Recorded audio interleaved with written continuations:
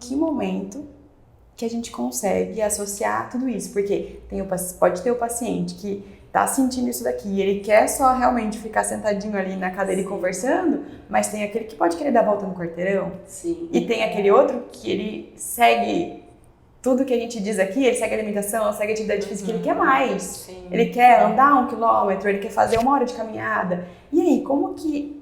É legal a gente falar sobre isso. Como que a físio cardiorrespiratória, o pilates, a musculação e o treinamento funcional podem juntos melhorar ainda mais, complementando um outro, ajudar ainda mais esse paciente. Eu acho que a físio cardiopulmonar, nesses últimos tempos, ela expandiu muito, ela cresceu muito. Porque antes a gente só falava da físio dentro do hospital, né? Então todo mundo falava, físio cardiopulmonar na UTI.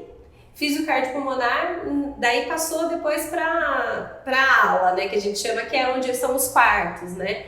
E agora a gente vê físio cardiopulmonar em qualquer lugar, né? Até para atletas. Até para atletas, Melhorar a exatamente. performance, né? Exatamente. E acho que assim, pensando na funcionalidade, né?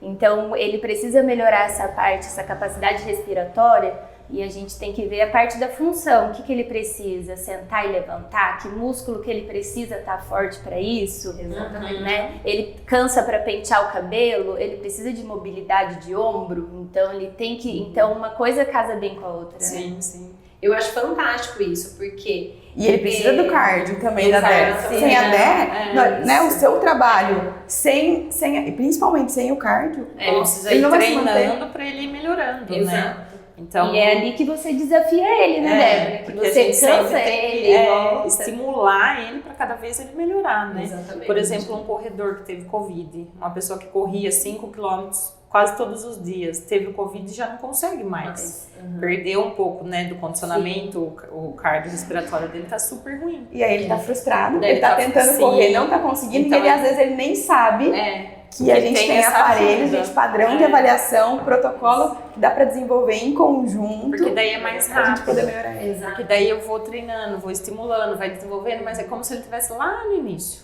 Porque ele teve uma patologia que fez com que ele regredisse. Como se ele nunca tivesse corrido, né? E daí, associando a parte minha do treinamento mais a sua fisioterapia, vai ser mais rápido esse é o objetivo dele. Dele voltar a ser o que ele era, né? Eu trouxe para Santa Cruz um aparelho que chama Power Brief. E o que eu trouxe, ele tem a capacidade de avaliar e treinar também. Então a gente consegue fazer as duas coisas.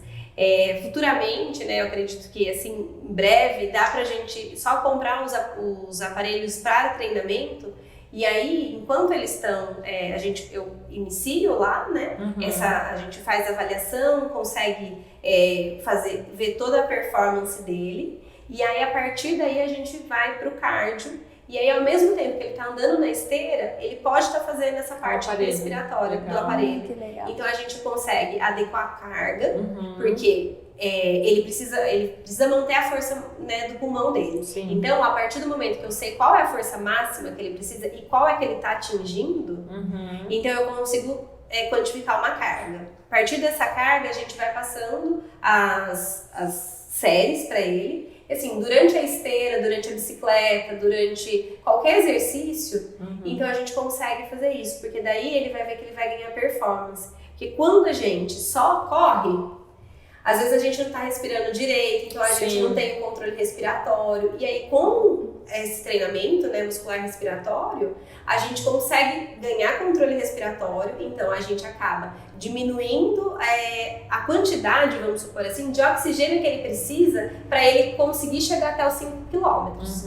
Então, hoje, né, eu não tenho nenhum treinamento muscular respiratório. Tô lá correndo, então assim, eu preciso de 200 joules de... É um exemplo, viu, gente? Então, eu preciso de 200 joules, por exemplo, de oxigênio. Com o treinamento muscular respiratório, para eu chegar nesses mesmos 5 quilômetros, como eu tô sabendo respirar melhor, talvez eu não precise desses 200, eu vou precisar de um pouco a menos. Sim. Tá? Sim. Só para ilustrar, né? Sim. Para ter uma ideia do que é. É como se a gente tivesse 2 carros.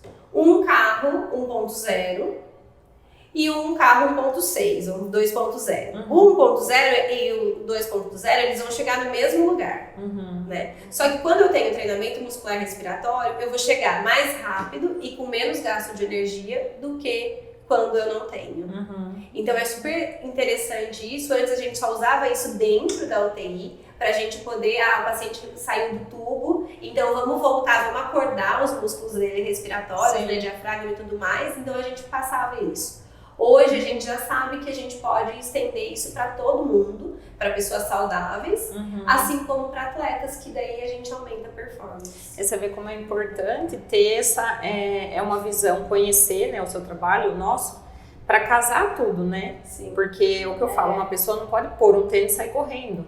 Né? Não é tão simples assim. Ele precisa conhecer a estabilização, ele precisa ter acesso a você que vai acompanhá-lo, acompanhar, porque senão a lesão é certa. Tem que ter uma consciência corporal, né? Sim. Então ele tem que estar com os ombros encaixadinhos numa corrida, às vezes vai cansando, vai compensando, vai se contrair, no início já vai forçando o músculo que não precisa.